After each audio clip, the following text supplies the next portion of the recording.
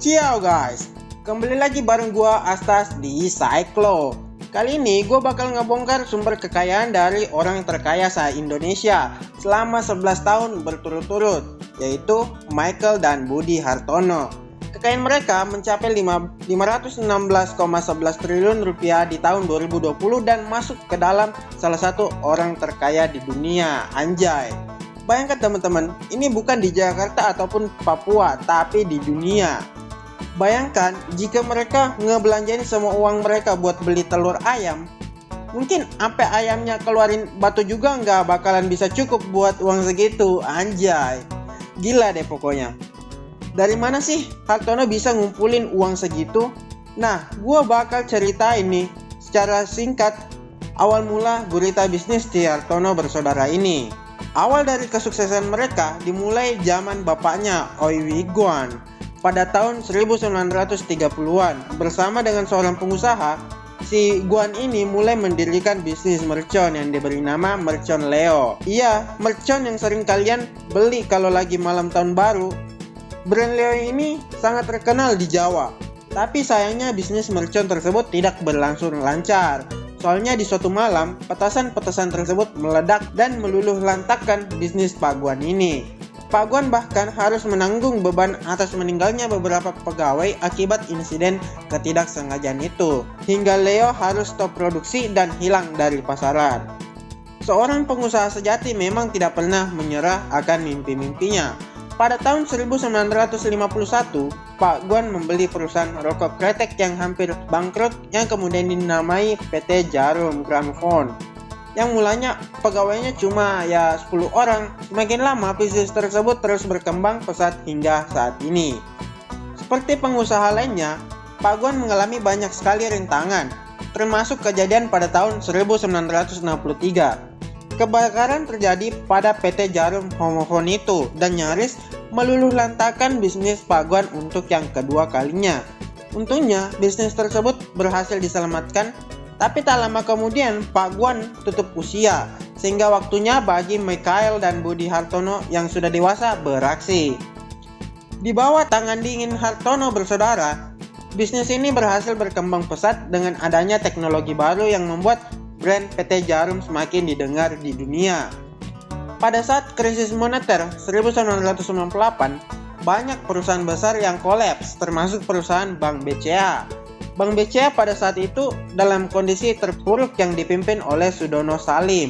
Singkatnya, Hartono bersaudara membeli saham BCA dan dengan kemampuan bernegosiasi mereka berhasil membawa bisnis tersebut terbang lebih tinggi lagi. Selain perusahaan utama Hartono yaitu BCA dan Jarum, mereka juga memiliki perusahaan lain yang memberikan profit yang besar, yaitu PT Hartono Plantation Indonesia, dimulai pada tahun 2008. Yang bermula pada pengadaan kelapa sawit. Nah, gue bakal tunjukin ke kalian perusahaan yang mereka berhasil investasikan atau mereka berhasil akuisisi.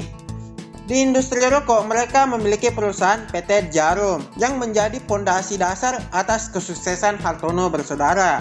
Yang kedua, di sektor perbankan, mereka memiliki PT Bank Sentral Asia Tbk yang merupakan salah satu bank terbesar di Indonesia saat ini. Nah, di sektor elektronik, mereka memiliki PT Hartono Istana Teknologi yang salah satu produknya yaitu Polytron, yang sangat terkenal di masyarakat kita. Pada sektor makanan dan minuman, mereka memiliki PT Savoria Kreasi Rasa, yang salah satu produknya yaitu Yuzu. PT Sumber Kopi Prima, yang salah satu produknya itu Cavino. Di sektor perkebunan, mereka memiliki perusahaan PT Hartono Plantation Indonesia. Di sektor pulp and kertas, mereka memiliki perusahaan PT Fajar Surya Swadaya dan PT Bukit Muria Jaya. Di sektor properti, mereka memiliki perusahaan PT Cipta Karya Bumi Indah yang salah satu proyeknya itu Grand Indonesia WTC Mangga 2. Yang kedua, mereka memiliki PT Puri Padma Manajemen yang salah satu proyeknya itu Hotel Manajemen. Yang ketiga, PT Bukit Muria Jaya Estate yang salah satu proyeknya Perumahan Karawang Perindah. Dan yang keempat, PT Fajar Surya Perkasa yang salah satu proyeknya yaitu kawasan dan Mogot Baru. Nah, pada investasi digital, mereka membentuk perusahaan JDP Venture yang berfungsi untuk menginvestasikan dana mereka ke perusahaan startup.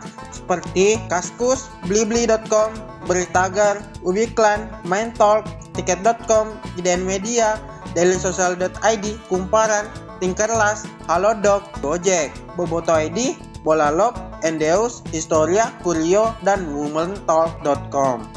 Di sektor telekomunikasi, mereka memiliki PT Sarana Menara Nusantara Tbk. Di sektor jaringan ATM, mereka memiliki PT Daya Network Lestari.